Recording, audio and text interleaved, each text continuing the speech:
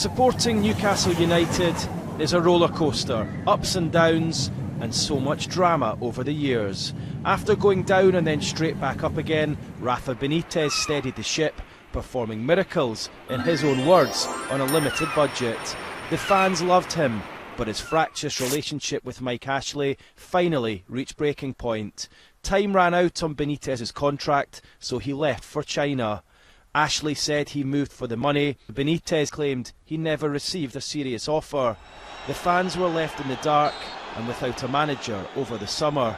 A few big names were linked, but as far as the supporters were concerned, Steve Bruce wasn't near the top of anyone's list, if he was even on the list at all. It was all a bit of a mess. Steve Bruce came in and no one was overly excited, and even at this point I'm not sure how people feel about it right now, but as I say, if you'd said to me mid-November would be where we are, decent gap away from relegation, 2 points off fifth, I would certainly have taken it. So when the boyhood Newcastle fan was named as Benitez's replacement, the response was lukewarm at best. Maybe it was due to his association with Sunderland, maybe he had become too synonymous with promotion and relegation campaigns.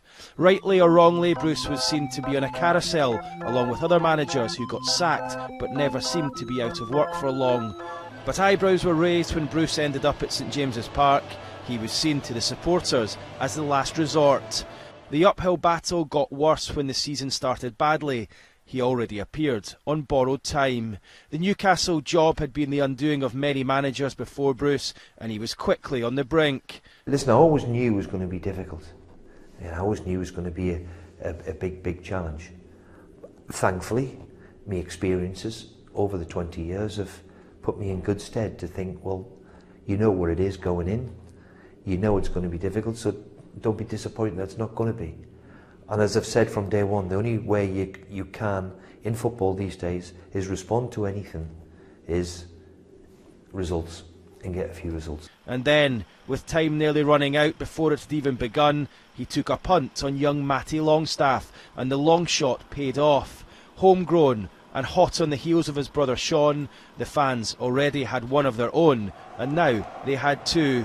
And suddenly, everything started to change. The first ounce of credit he got for me was obviously giving young Matty Longstaff his debut against Man United, and what a dream debut that was, local lad, and I think that made us realise why we still follow the club and why I still fall in love with football, because that was such an ideal, perfect scenario.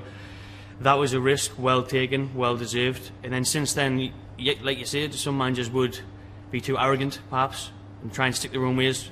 After the humiliation of Leicester, he had no choice really, I think, to revert back to Rafa's way, and it's a proven way, and you've seen back-to-back wins now is the way forward. The watershed moment of the early part of the season is probably the Leicester City game away, when Steve and the players must have took a step back and seen the performance, and had a few in-house meetings and discussions and a lot of work on the training ground. And since then, I think they've looked a strong outfit. They've looked a team that can be a threat on the break, but they've looked a bit of togetherness there, so it's allowed them to get a few results back to back and allowed them to come up the league. The manager said that from the start when he came in. The only way I can change people's opinion of him is to win games, and I think, like you say, the recent form, we've won games and we're putting some good performances, and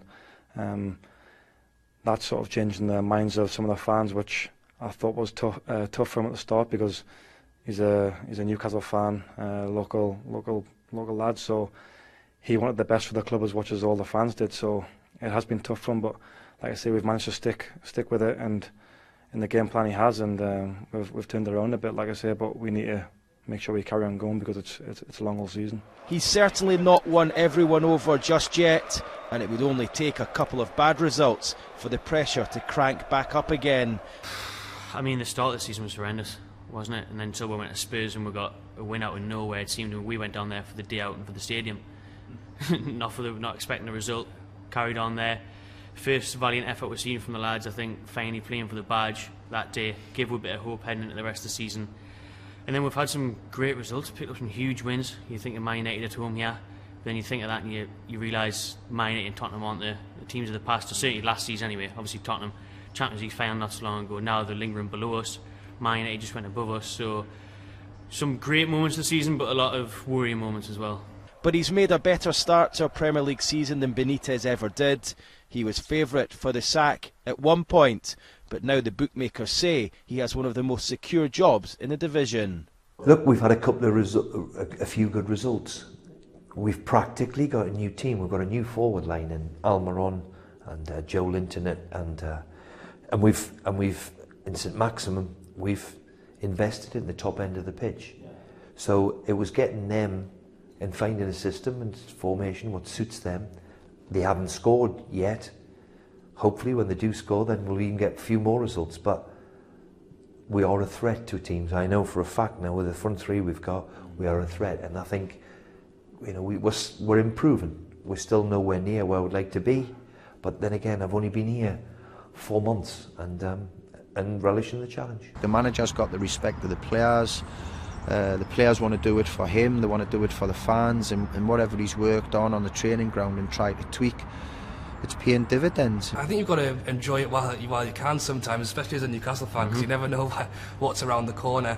And as I say, it was a good time at the international break to get those 6 points, because before we got those 6 points, you know, we weren't necessarily sitting in a good position at all. So that's how tight the league is, like you point out. It has turned around so quickly, and as I say, 2 games from now, it could be even better or it could be even worse. So I'm happy right now.